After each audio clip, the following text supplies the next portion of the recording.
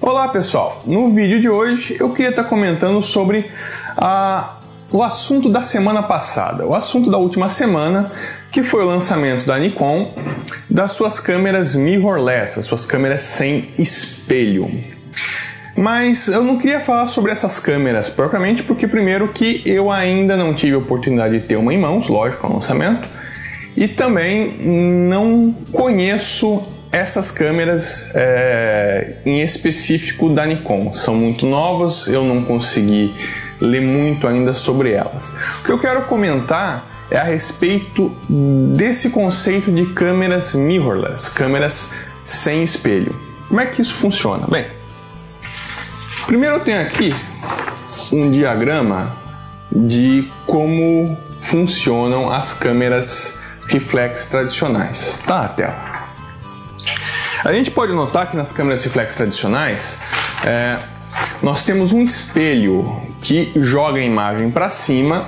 Essa imagem vai ser refletida num prisma e você vai estar observando ela ali, né? O espelho fica dentro do corpo da câmera, atrás da lente, e reflete a luz aqui na ocular. As câmeras sem espelho, elas têm uma proposta diferente, justamente tirar toda essa parte mecânica, o espelho, o prisma e o visor. Como é que ela funcionaria? Como uma câmera normal, dessas que a gente costuma comprar point and shot, câmeras como, por exemplo, uma câmera desse tipo aqui. São câmeras que obviamente não tem espelho também, né? Uma câmera compacta que também não tem espelho. Mas qual que é a diferença então de uma câmera desta para essas câmeras mirrorless, para essas câmeras que estão sendo lançadas com bastante barulho na mídia, como essa nova da Nikon, a Sony NEX, todas as câmeras Micro Four Thirds, que é outro padrão, né? A diferença delas é basicamente duas em relação a uma câmera compacta como esta. Primeiro, que a lente é intercambiável. Você pode, nessas câmeras, sacar a lente e colocar uma outra, como nas câmeras reflex. Além disso, muda muito o tamanho do sensor. Também tenho aqui um outro diagrama bacana de tamanhos de sensores. Nesse diagrama, a gente tem aqui um sensor full frame, que é uma câmera reflex, um sensor de câmera reflex cropada, e aqui embaixo a gente vai ter um sensor de câmera compacta, como essas aqui. As câmeras mirrorless, as câmeras sem espelho, elas estão vindo com sensores na casa do sensor cropado de SLR até um pouquinho menor que isso, que é o 4/3, tá? A da Nikon, esse lançamento novo, a V1 e a J1, elas têm um sensor um pouquinho menor que o 4/3, mas ainda assim é um sensor grande. O que isso se traduz? Se traduz em qualidade de imagem e menos ruído, tá? Então a diferença básica entre uma câmera compacta comum e uma câmera dessa geração sem espelho, as chamadas mirrorless, sensor grande e a possibilidade de estar trocando de lente, certo? Tá? Apesar das câmeras compactas também não terem espelho, tá? Uma câmera compacta não entra nessa categoria nova de câmeras mirrorless.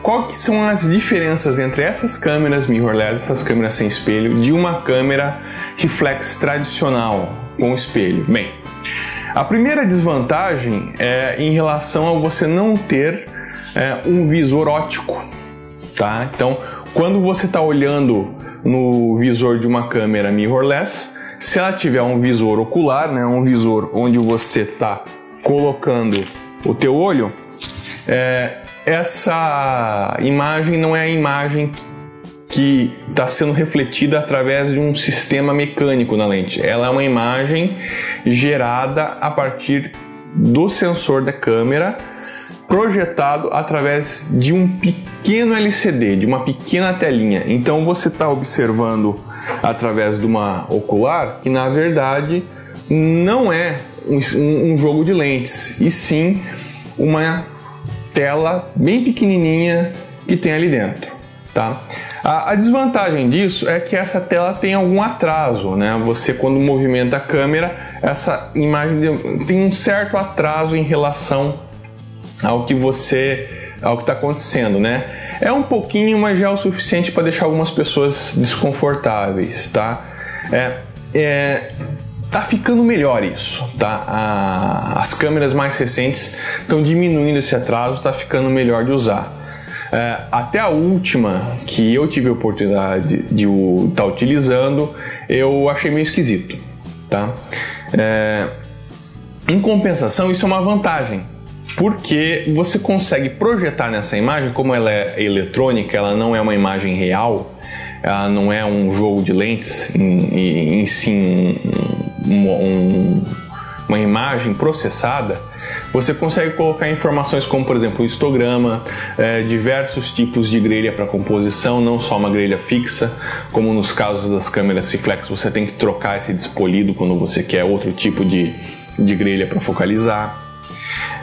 Você também tem a possibilidade de estar vendo como a imagem vai ficar e não simplesmente você ter uma visão da lente com a abertura maior possível dela, que é o que normalmente você tem numa câmera reflex, a não ser que você pressione um botão de pré-visualização da profundidade de campo. Normalmente fica embaixo da lente.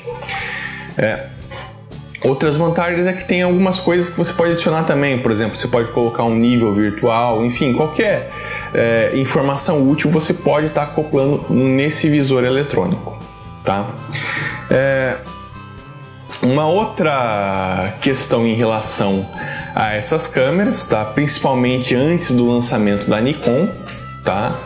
Era em relação ao foco. A maioria delas faz o foco por detecção de contraste, que é um método mais lento do que o foco por detecção de fase. Eu não vou entrar em detalhes técnicos de nenhum dos dois aqui, mas o foco delas era mais lento em relação às câmeras reflex. A Nikon veio com uma proposta diferente e vamos aguardar os reviews, vamos aguardar as notícias, porque o sistema de foco dela promete ser revolucionário. Não sei se fica na promessa apenas.